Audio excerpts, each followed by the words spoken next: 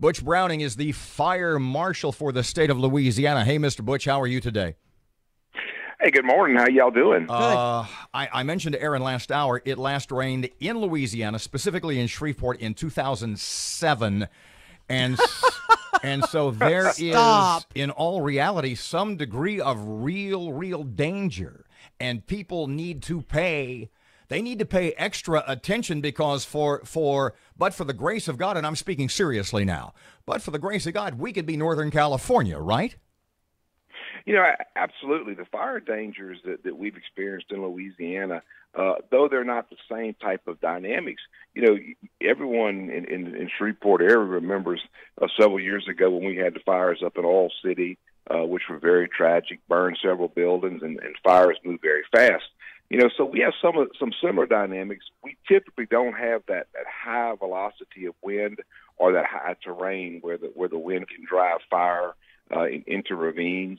However, we do have dry conditions right now. I mean, the U.S. Forest Service finds Louisiana as a whole into Texas, in a moderate fire danger range right now. Because the forestry industry is so important in Louisiana, specifically our part of the state, northwest Louisiana. In those areas, are those industries cleaning things out a little bit more than they do, say, out west where they've got all those crazy environmental laws? And does that lessen our chance of wildfires spreading so rapidly? Well, yes.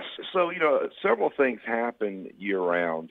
We have this thing called prescribed burning, where the agricultural people, the forest land people, they burn dead debris and rubbish, clearing, if you will, all of that debris on the ground that falls from trees and falls from vegetation is kindling for a fire.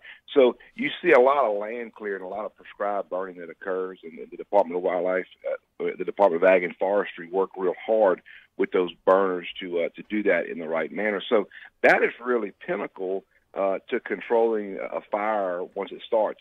If a fire gets out of control and finds that dead vegetation, it could be massive. Butch, let me ask you, Webster and DeSoto Parish have issued burn bans. Do you expect other parishes in our region to follow suit? I do until we see more rain.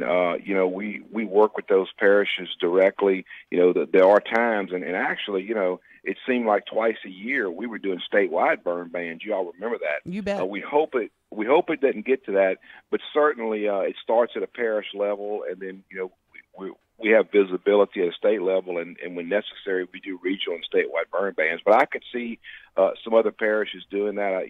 There's already some counties in Texas that are doing that, as well as Oklahoma. For those who are not living in a parish where there's a burn ban, you got to offer a word of caution to residents who may do some outdoor burning. What would you say to them today? Well, I mean, despite the weather conditions, every day, fire is dangerous. And I remember this in my old pub ed days teaching children. Fire is good. Fire is how we cook things. Fire is how we make things. Fire is a very important piece of our mere existence. But when a fire gets out of control, we know the results.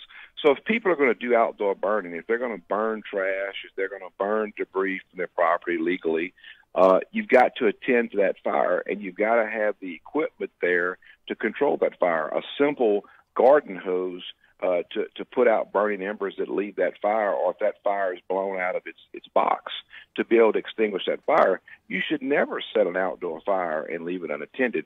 That is one of the main causes of wildland fires. Secondly, you got to know where you live. A big promotion over the last 8 or 10 years is this wildland interface, where you build homes in the wildland, in the forest, in typical rural Louisiana. Well, if you do that, you need to have a clearing around your home. Your home should not be built to where there's rubbish, where there's things around your home, that there is a grass fire or a field fire or a wildland fire where it can be fed and the fire burn right up to your home. Another, and even to the extent of that, is we're advising people not to build wooden decks and build structures within 30 feet of your home that can actually accelerate fire. So, I mean, there's a lot to be found. You can actually go to a great website. It's called firewise.org.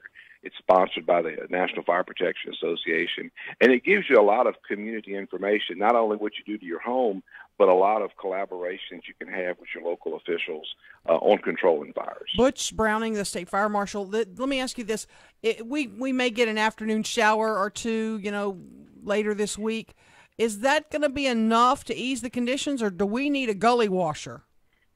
No, normally what we need is traceable rain over several days to make a difference.